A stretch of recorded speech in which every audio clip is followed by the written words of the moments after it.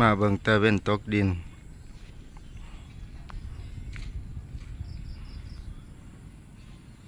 อยู่หลังผู้เนาะอยู่งามๆ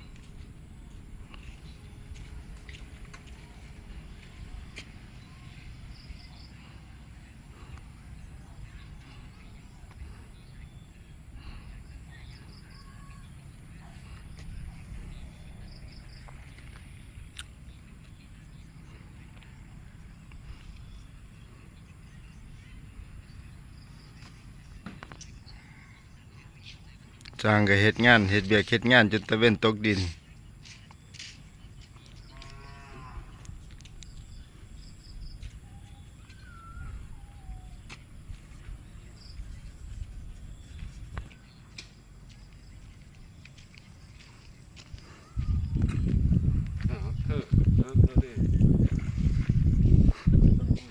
ตะเว้นตกดินปุ๊บเดือนก็ขึ้นปั๊บ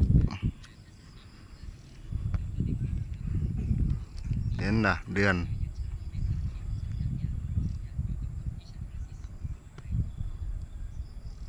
อยู่หลังยอดโซฟาแล้วเรียกว่าหอกอง